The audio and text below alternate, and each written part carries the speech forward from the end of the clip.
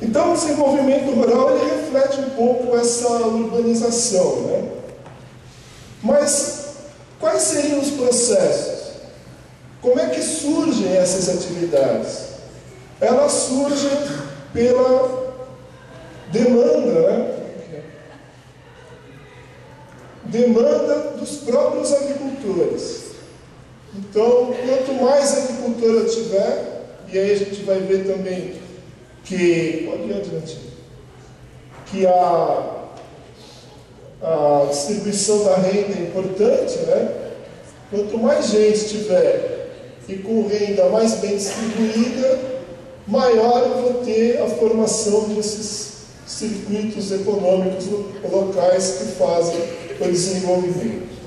Então, depois da gente incorporar isso, né, nos nossos estudos, a gente faz isso corriqueiramente, de análise de sistemas agrários e tudo, nós fizemos alguns estudos mais específicos para estabelecer essas relações. Mais precisamente, né, vira aí que eu trabalho também com modelagem matemática, fizemos isso. E vimos, então, que o principal fator, né, que desencadeia esse processo de desenvolvimento rural, essa diversificação das atividades do meio rural, essa vida que eu disse, que é aquilo que a gente pode enxergar, né, desde que vaca,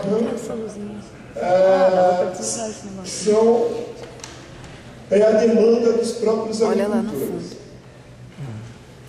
É claro que se eu tiver uma renda concentrada, né, tiver poucas pessoas ricas, né, muitas pobres, a parte da renda que vai ser gasta no bolicho ali, na oficina e tal, é menor, porque essas pessoas mais ricas vão procurar, né, vir comprar nos free shops de TV e tal, não lá em celular, né?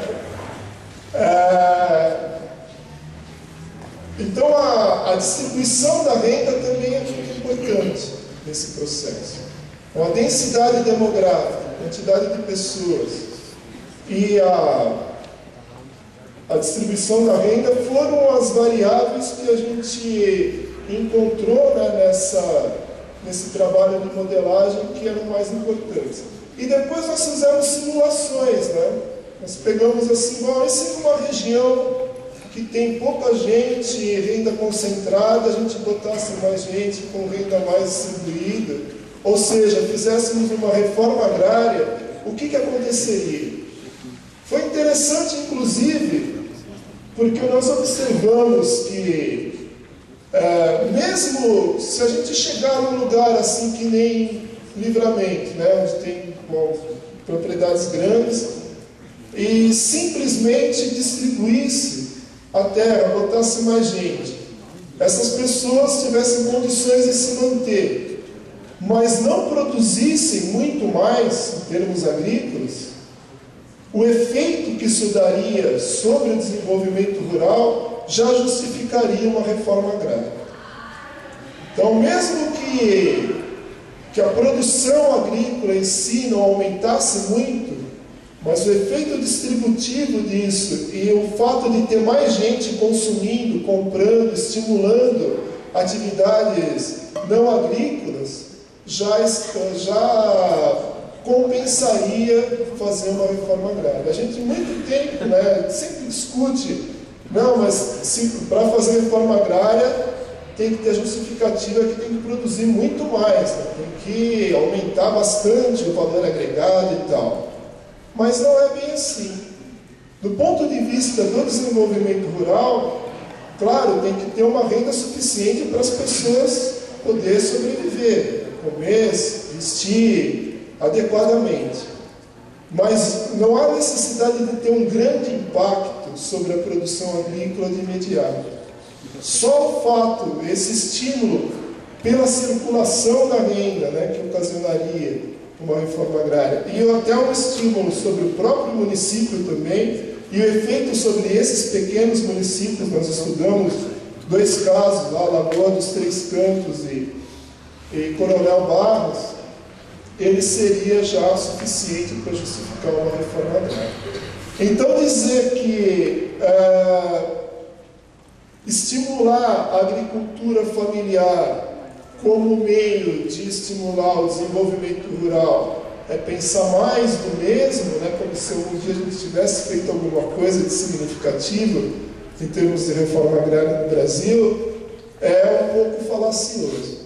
A gente não é mais do mesmo, é talvez a principal política a ser feita.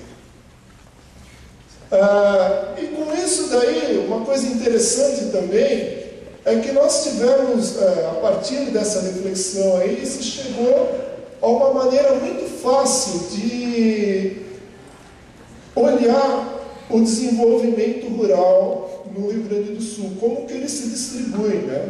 Então também foi uma outra série de trabalhos, isso aqui são normalmente vem de dissertações de mestrado que a gente orientou, né?